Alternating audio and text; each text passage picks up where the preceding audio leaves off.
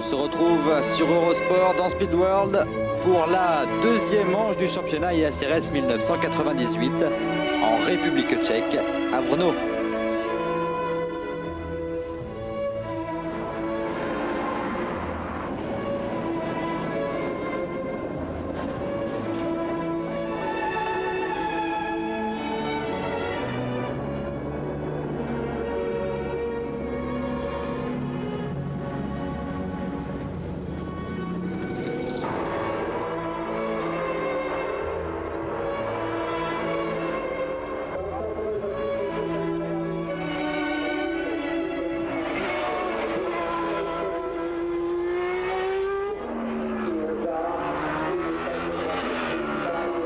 Il y a plusieurs nouveautés pour cette deuxième épreuve de la saison, et notamment les Ridley Scott BMW du team Raffanelli qui sont nouveaux ici. Ils apparaissent enchantés par la catégorie, en tout cas très heureux de se retrouver ici à Brno. On a fait le maximum pour être ici à Brno, mais nous sommes le rookie, comme vous dites, de l'ISRS. On a pas mal de problèmes, les voitures sont neuves, mais on ne sait jamais. Alors j'espère qu'on va être compétitif, faire voir ce qu'on peut faire, quoi. Quels sont les problèmes que vous connaissez pour le moment? C'est nos problèmes, c'est le problème de refroidissement qu'ici on n'a pas, mais je crois que la chose, ça nous sert aussi de roll-out parce qu'on n'a pas fait des distances avec les voitures. Alors on travaille très rapidement pour avoir, comme on a juste des heures des essais libres, pour pouvoir avoir la voiture en état pour la course, quoi. Un autre nouveau ici, c'est la Ridley Scott Ford du team Solution F avec Philippe Gache. Philippe Gache que vous avez vu dans l'Andros cet hiver, dans Motors. Philippe Gache qui réalise de très bons résultats pour le moment, associé à Anthony Beltoise. Comme la plupart des gens, je pense que c'est un championnat qui a beaucoup d'avenir et qui démarre d'ailleurs très très fort. On est déjà 18 aujourd'hui avec beaucoup de voitures de très bonne qualité et des pilotes et des teams qui ont beaucoup d'expérience. Donc je crois que c'est un championnat qui démarre très fort et qui a malgré tout beaucoup d'avenir. Beaucoup de nouveautés ici, je vous le disais. Peroni, Maddalena, Lucchini, Siliprandi sont également des nouveaux venus en ISRS. Et comme vous le voyez, il n'amuse pas le terrain. Avec un plateau composé de déjà 18 voitures. On retrouve également le Team Agusta, un habitué du Mans. Et notamment son pilote Rocky Agusta. Je crois qu'il y a encore une chose qui vous fait plaisir, c'est que vous allez aller rouler en Afrique du Sud. Oui, ça c'est sûrement un des choses qui ça me fait plus plaisir parce que c'est un peu le pays d'adoption à moi maintenant depuis 8 années. J'habite 5 mois par année à Cape Town. Comme ça, avoir une compétition là-bas, c'est très important pour moi.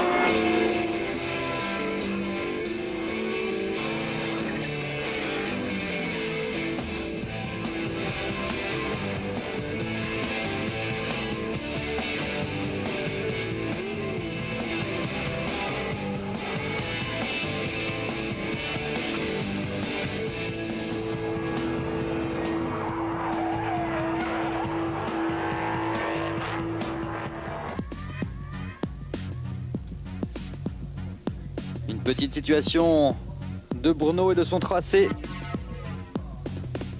Et c'est Philippe Gage qui va nous faire découvrir ce tour de circuit. Voilà, donc on passe la ligne d'arrivée. Panneau 100, premier freinage qui est un virage à droite qui se prend en troisième vitesse, qui est le virage le plus rapide du circuit. Qui est bosselé. Quatrième. Là on arrive à la première chicane, qui est une des chicanes lentes du circuit, qui se prend en deuxième. Donc panneau 100, on freine. Deuxième, donc pour un gauche-droite assez lent, qui pose pas de difficultés particulières. Voilà. Là on commence la descente, le circuit est vallonné, donc là on dans la partie qui descend du circuit. On remet la quatrième. Pour une double droite qui se prend de nouveau en seconde, donc le premier et le deuxième. C'est un virage intéressant, il y a un rythme sympa, c'est un peu lent, mais on garde la seconde pour une épingle gauche La voilà. Un petit peu en dévers. Troisième. Et là, on arrive de nouveau en seconde pour une chicane gauche-droite, un peu comparable à la première. C'est assez sinueux. Voilà, avec une descente de nouveau derrière. Pour aller sur un long virage à droite qui est entre deuxième et troisième. C'est pas réellement une épingle, c'est un peu plus rapide. Le freinage est en descente, un peu glissant, un peu délicat. Voilà, donc le virage en deuxième, troisième de suite. Et là on commence la partie du circuit qui remonte vers la ligne d'arrivée avec un premier gauche-droite un peu plus rapide que ceux d'avant, en seconde malgré tout, troisième pour le droite, une longue montée qui nous ramène sur un gauche-droite un peu pareil, un petit peu plus rapide. Voilà, donc deuxième de nouveau, gauche et droite. On met la troisième très tôt pour ce virage qui est le virage qui commande la ligne droite des stands. Voilà, le tour est fini, je reprends la ligne droite des stands.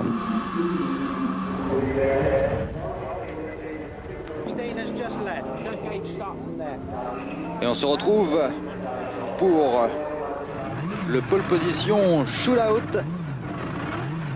Tous les pilotes vont tenter de réaliser le meilleur temps possible pour avoir la position la plus favorable sur la grille. Et à ce petit jeu, Didier Tess se débrouille pas mal du tout sur sa Ferrari puisqu'il signe le deuxième chrono.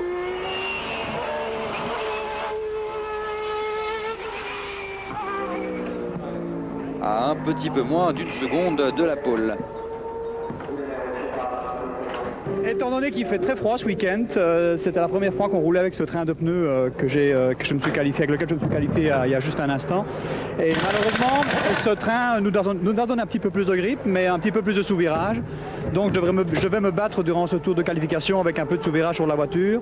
Ça aurait peut-être pu être une seconde plus vite, pas 2 secondes, mais peut-être une seconde plus vite. Mais c'est pas si grave que ça, donc on verra demain pendant la course. Mais la pole position, elle est réalisée par Emmanuel Collard du team JB GSC au volant de sa Ferrari. Vous vous souvenez, ils avaient déjà réalisé la pole position lors de la première manche et ils n'avaient pas pu conclure en course.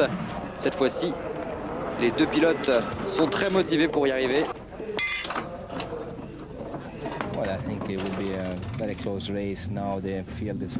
Je pense que ça va être une course très serrée comparée au Castellet.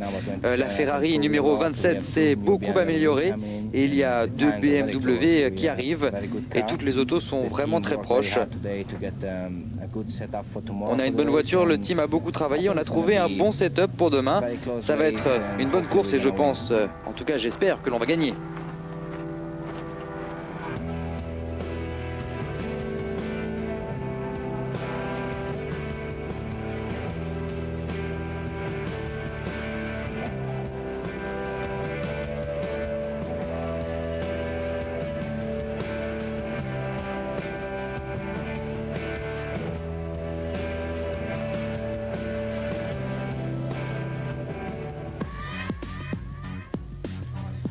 Sur la ligne de départ, on retrouve donc Collard Sospiri en pole position devant Lienhard Tess.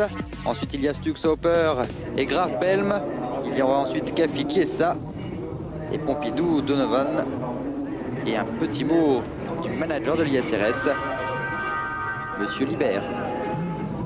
Jean-Paul, êtes-vous un organisateur heureux? Disons que nous sommes des organisateurs confiants, puisque la série reçoit le support de la FIA, des promoteurs et de pas mal de teams et de constructeurs. Donc je dirais qu'aujourd'hui il y a tous les ingrédients pour construire une série qui pour l'an 2000 aura, je pense, un plateau très intéressant. En 9e position, De Radigues est le seul pilote à s'élancer en slick malgré les quelques gouttes qui sont tombées sur le tracé.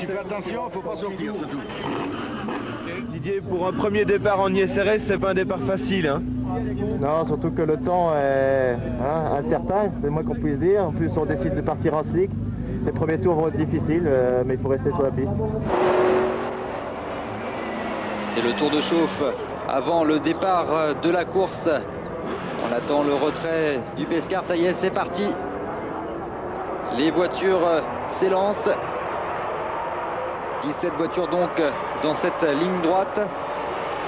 Malheureusement pour Philippe Gache, il va devoir s'élancer des stands en raison d'un petit problème, une petite fuite d'essence.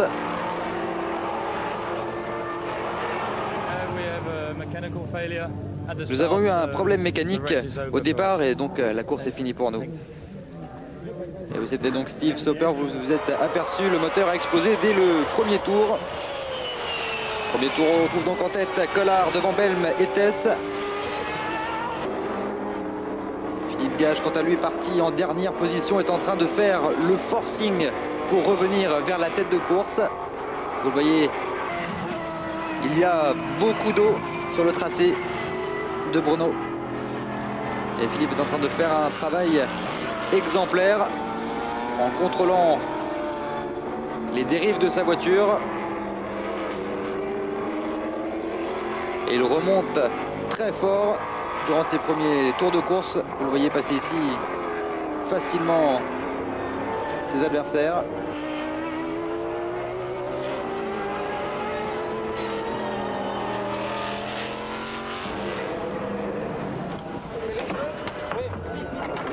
Et un arrêt au stand, vous le voyez, un arrêt extrêmement rapide pour permettre à Philippe de sortir de la voiture. Et c'est maintenant Beltoise qui prend le relais. Disons que j'ai fait le pari de partir en mix, c'est ce qui m'a aidé en début de course, puisque je suis parti des stands, à revenir rapidement dans mon poste. Ensuite, j'ai pris la décision de chasser rapidement les slicks, et je crois que c'est une bonne décision, ça m'a permis d'être rapidement plus rapide que les gens en plus sur le sec, donc voilà. Maintenant tout va bien, j'espère qu'on n'aura pas de soucis. Et en tête de la course, le team JB JSC avec Emmanuel Collard aux commandes, extrêmement rapide, qui va laisser la voiture à Vincenzo Sospiri.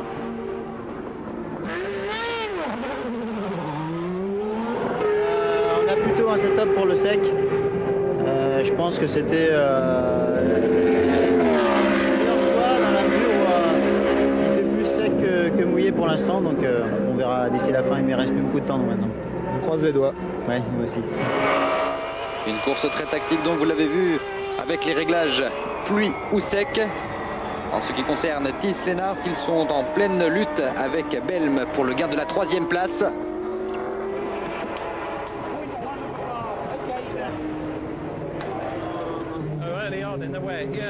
Depuis le début, tout va bien, mais la voiture était super sur le mouillé, mais elle est vraiment terrible sur le sec.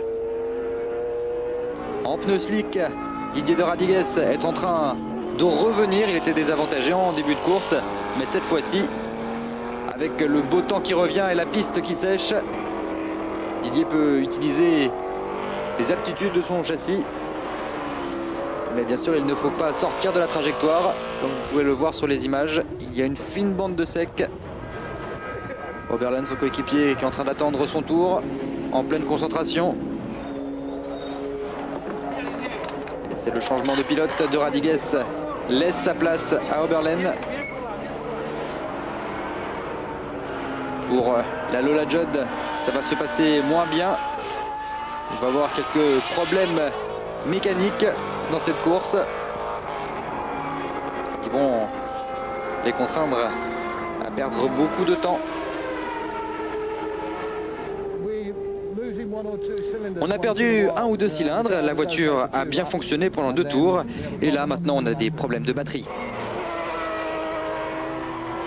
La Ferrari de Lennartes finit 5e à l'arrivée. Gache et Beltoise, eux, vont terminer 4e après s'être longtemps battus pour la 2e place.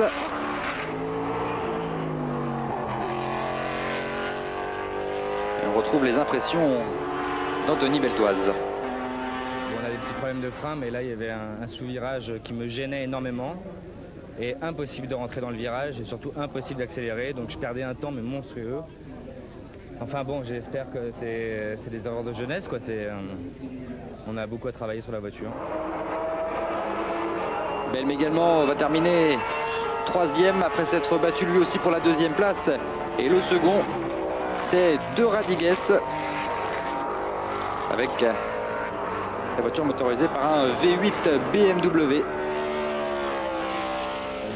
très bien passé. Le moteur V8, le nouveau moteur V8 BMW a super bien fonctionné malgré les problèmes qu'on a eu avant le départ de la saison. Et l'équipe, ça s'est un peu joué aussi dans les ravitaillements. On a changé le minimum de pneus. Là aussi, au niveau pneus, on a été très très bien aidés. Et puis bon, les pilotes n'ont pas été trop mauvais. Et une superbe revanche pour l'équipage Sospiri-Collard avec une superbe victoire. Ils avaient déjà réalisé la pole et avaient été en tête une grande partie de la première manche. Et cette fois-ci, c'est la récompense. Je ne dirais pas que c'est plus facile, mais c'est plus sympa d'être dans la voiture parce qu'on s'amuse en même temps, on conduit. Et alors que quand on est au bord de la piste, on attend. Et attendre, c'est jamais bon. Oui, Sospiri également ravi de cette performance.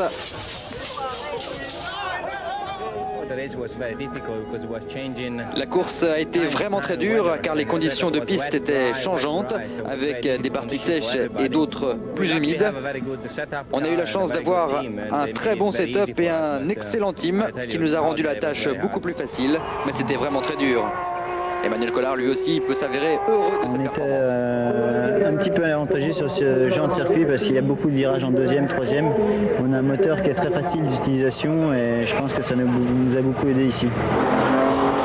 En SR2, la victoire revient à Mancini, Riccitelli, Tampoli. Une superbe victoire pour les 3 pilotes.